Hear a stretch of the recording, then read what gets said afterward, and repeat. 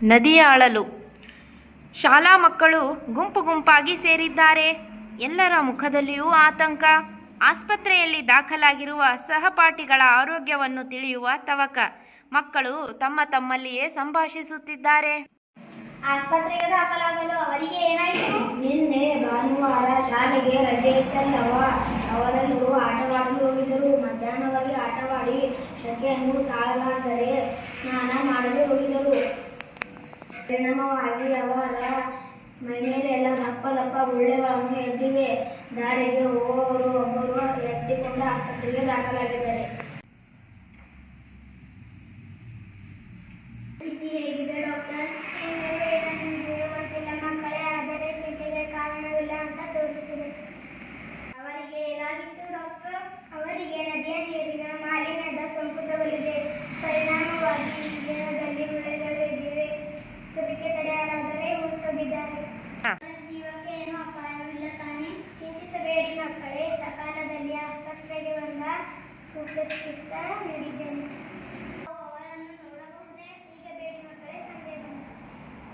ಈ ನದಿಯ ನೀರು ಎಷ್ಟೊಂದು ಬಾಕಾಗಿದೆ.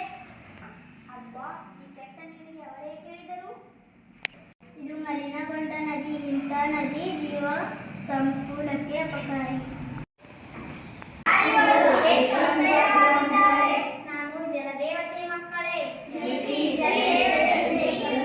ನಾನು ನೋಡಿದರೆ ನಿಮಗೆ ಅಸಹ್ಯವಾಗುತ್ತದೆ. ಏಕೆ? ನಾನು ನಿಮಗೇನು ಮಾಡಿದರೆ ನನ್ನನ್ನು ಅಸಹ್ಯ ಪಟ್ಟುಕೊಳ್ಳುತ್ತಿದ್ದೀರಿ? ನನ್ನಿಂದ ನೀವು ಹಲವು ಪ್ರಯೋಜನ ಪಡೆದಿಲ್ಲವೇ?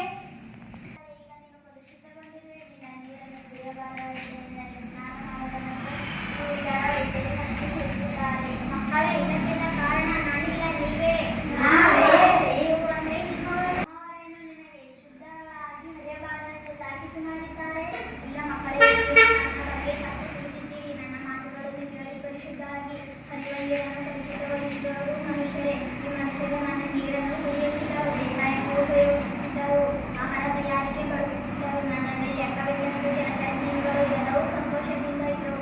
ಆದರೆ ಈಗ ನಾನು ಪರಿಶುದ್ಧಳಾಗಿಲ್ಲ.